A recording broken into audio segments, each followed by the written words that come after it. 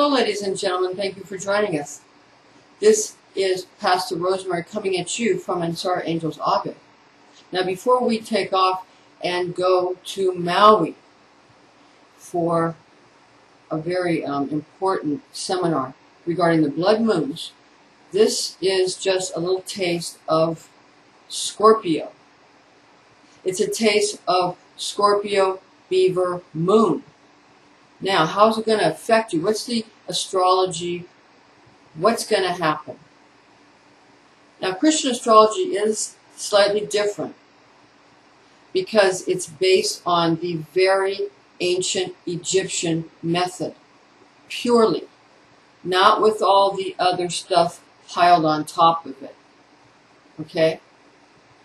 And this precession of the equinoxes thing, are we being pulled by a precession of equinoxes, or are we being pulled by seasons?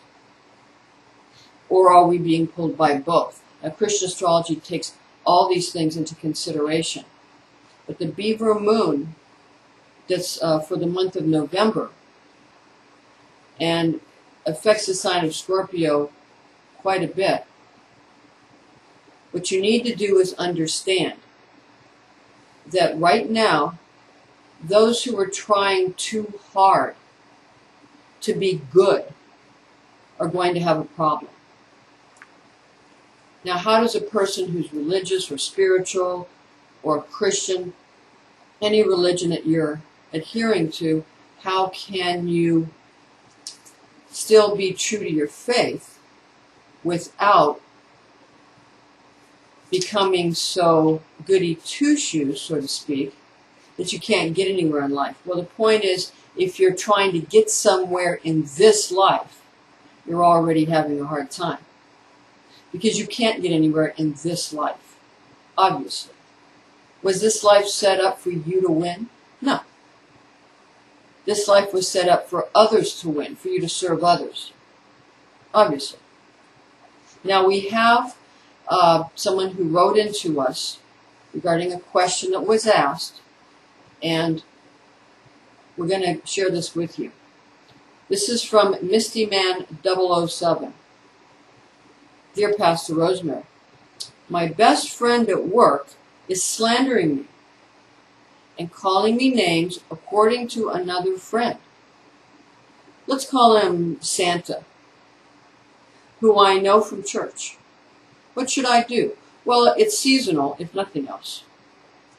Okay, so the answer here is I've written it down, but I'll just give it to you off the top of my head, so to speak. What we're going to do is just tune in to Jesus Christ and see what he would have to say on the matter. All right.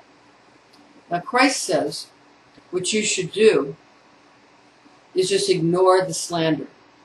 That if you focus on it and feed it and talk about it, you're just going to be giving it more and more substance, more and more weight, yeah? You keep adding to it and adding to it and adding to it. Well, that's not going to be good for you. You need to let it go. That's what Jesus Christ has to say on the matter. Now, tuning in to the disciple of Christ, who specifically rules over this time, who rules over the Beaver Moon and rules over Scorpio, he has something different to say. The Apostle John, who holds the Holy Chalice, the Holy Grail, is having you look at something slightly different. What MistyMan007, what he's saying is, the Grail, whom does it serve? Who does the Grail serve? And whatever answer you give will tell you where you're at in your spiritual growth. So this situation where someone's slandering you is a gift from God. Because everything is a gift from God. A cup of something good is a gift from God. A cup of something bad is a gift from God. And how you deal with it is what needs to be wrestled with here. Because who we're all ultimately wrestling with is ourselves, of course. We're all wrestling with ourselves and our own inner angels and demons for the purpose of building up our Christ self. Because the two thieves, one on each side of the cross of Jesus Christ, when he was crucified, one is want and one is ignorance. One is regret of the past and one is fear of the future, in which Christ cannot live. They keep him crucified, if you will. They keep him suffering. He's concerned about the past and the future not being able to live in the moment. Now what the Apostle John is saying, he's saying that Christ is telling you to ignore it because he's able, because he's not here for himself. But you're still here for yourself, Misty Man 007. So the Apostle John says, who does the Grail serve? This slander, who is it serving? Is it serving you? If the slander is serving you, then you want to feed it. If the slander is serving someone else, then you want to ignore it. That's an earthly answer that will serve you on earth. What Christ says is simply ignore it and let God's will have his way. But even Jesus sweat bullets of blood when he was asked to give his life, did he not? He says, take this cup from me. You don't want this slanderous cup. So Jesus basically gave in to it.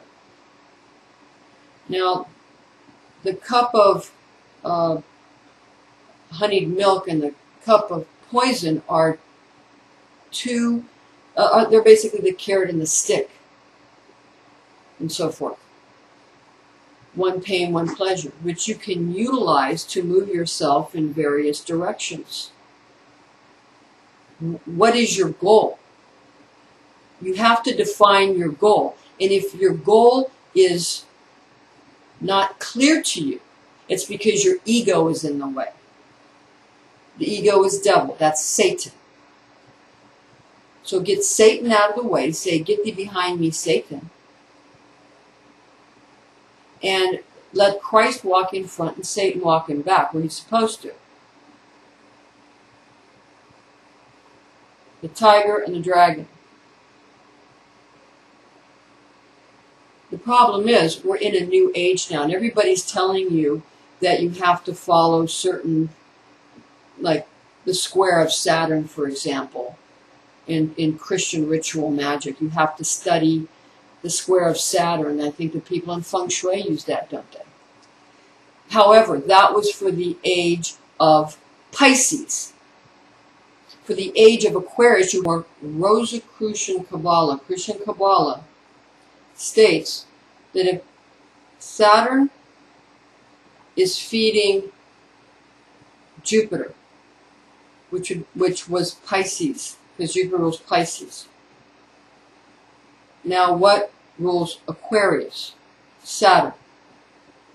So what, in Christian Kabbalah, what feeds Aquarius? The Zodiac.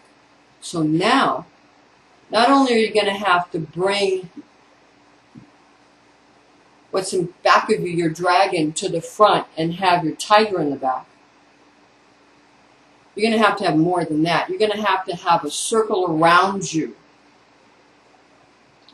of your 12 disciples with Christ in the center. Was that not the first coven? The priest and his 12 around him. Like the sigil of the sun, for example. for like Austin Osman Spare and all of that. But getting back to this, which magic square are you going to use in this age of Aquarius? In the age of I know, where the divine tone is I know, you are going to have to use them all. The Zodiac. You're going to have to put the crown back on the head of the king. You're going to have to put the crown on the head of the king and go ahead and have him put behind you and bring the queen up front. You're going to have to allow him to guide you from the part of yourself that's been unconscious. The tiger, the Lion King has to go behind you in the new feng shui, and the queen in front. But then they're going to rotate. They're not going to just stay in one position. You're going to have to mix it up. You're going to have all your different 12 personages, all these sephira, you're going to have them all working for you, and you're going to have them playing, quite frankly, in musical chairs, if you will. And, you know, Misty Man 007, you're going to have to use all of them. If you only use Saturn, you're going to have such pain in the areas of what's legal. You're not going to be able to move. The king already couldn't move. He needs to be freed up so he can move a little bit. Everybody needs to share how they can move. So this is a very serious issue. So get real smart on all the magic squares. And get real smart about anything having to do with the number 12. Okay. Now, this is really going to come into play more fully. This month, everybody get to know your magic square of Mars. It's very important.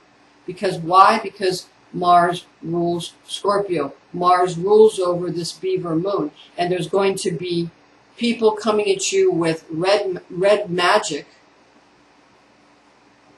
which in the Christian pantheon is often a standard held by the Archangel Michael. Often. So he's going to try to destroy the ego. However, the ego he's destroying is himself and all the parts of himself he doesn't like. And what happens is that turns into Satan. Just like when Gabriel tries to nourish the evil part of himself. When the Archangel Gabriel tries to nourish the evil part of himself, he creates Leviathan. Just like when the Archangel Uriel tries to utilize restriction and sort of show me the money manifestation principles and restriction and various forms of law for his evil side, it turns into Moloch, where people are so greedy they will do anything for money, even give up their own children, as we see in the stage fathers and stage mothers of Hollywood who do that to their children and live off their children and basically feed them to the beast. Then if we have the Archangel Raphael, who tries to maneuver, calculate, and fix with alchemy and all manner of sort of technological drug, if you will, to manage and overlord and oversee his evil side. You're going to end up with Lucifer. Okay. The Divine Physician Extraordinary. For what is the word witch? Pharmakia. And what is pharmakia? Anyone who deals with drugs. That would be pharmaceutical companies, pharmacists, doctors, and all the people they oversee. Okay. This is your Scorpio, Beaver Moon. So everybody heads up. Get onto your Christian ritual magic square of Mars. Thank you for joining us. And join us again next month. Hello everyone. This is Rosemary coming to you from ANSARA Angels. If you would like to get your free mini angel answer this month by phone, just call the number up here on the screen. Or you can go to our website at readingsbyrosemary.com and you can get emails as well. Details and emails.